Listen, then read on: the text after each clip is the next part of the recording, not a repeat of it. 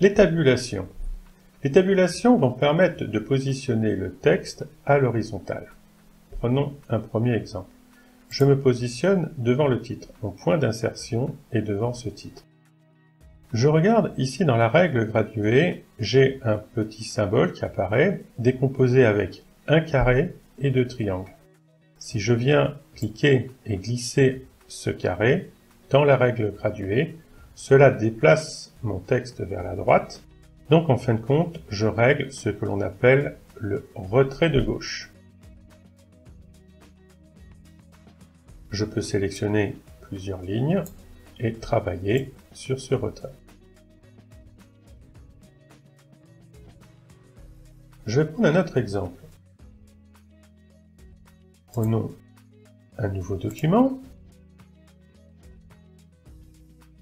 Je vais saisir l'information suivante. Non. Je vais appuyer sur la touche de tabulation.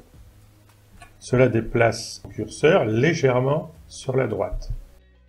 En regardant les caractères masqués, je m'aperçois qu'il y a une petite flèche qui matérialise cette tabulation.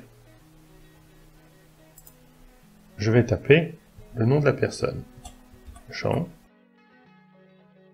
Dupont. Entrée. Je change de ligne. Je vais maintenant donner un commentaire. Deux points. Je refais une tabulation et je vais dire bon travail. Entrée. Si je fais apparaître mes caractères masqués, j'ai bien mes marques de fin de paragraphe et j'ai mes tabulations marquées par deux flèches. Mais ces textes ne sont pas du tout alignés. Je vais les sélectionner tous les deux. Puis, je vais venir dans la règle graduée et je vais cliquer au niveau de la valeur 4, ici. Un petit symbole apparaît, c'est le symbole de ce que l'on appelle un taquet. Ce taquet s'est positionné automatiquement sur la première tabulation. Caractère masqué, on voit bien, ma tabulation s'est étendue jusqu'au taquet. Le deuxième également. Quel est l'avantage de cela? Tout simplement, si je dois écarter mes informations, je vais simplement déplacer mon taquet. Ici, je le fais pour 2 lignes, mais imaginons le même travail pour 10, 20, 50, 100 lignes. Cela sera automatique. Autre avantage des tabulations et des taquets, c'est que je peux faire un double clic sur le taquet. Cela ouvre une boîte de dialogue avec l'ensemble des taquets de mon paragraphe, mais également je peux faire des alignements différents. Là, par exemple, mon texte est aligné sur la gauche. J'aurais pu aussi l'aligner sur le centrage ou sur la droite.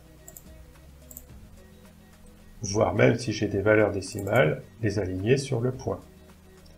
Je peux utiliser également ce que l'on appelle les points de suite. Les points de suite vont me permettre de mettre des petits points de séparation entre les titres et les contenus. Prenons l'exemple des petits points ici. Voilà ce que cela donne. C'est quand même nettement plus pratique que de taper soi-même les points. Et beaucoup plus joli et beaucoup plus juste. Si je veux mettre autre chose que des points, il y a des petits tirets ou des traits pleins. Je peux mettre plusieurs tabulations sur mon texte. Exemple 1. Tabulation. Exemple 2. Tabulation. Exemple 3. Tabulation. Exemple 4. J'ai terminé. Entrée. Je prends cette ligne, je regarde les caractères masqués. J'ai bien des flèches qui matérialisent mes tabulations. Je reste sur cette ligne et je vais cliquer dans la règle graduée au niveau de la valeur 3.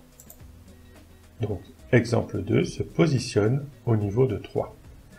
Je donne un nouveau clic sur la règle graduée à la valeur 6. Donc le deuxième taquet se positionne et la tabulation, donc la deuxième tabulation se positionne également. Et je vais faire la même chose à la valeur 9. J'ai donc mes 3 tabulations et mes 3 taquets qui sont en regard. Je peux également changer mon retrait de gauche ou changer n'importe quel taquet pour déplacer mon texte.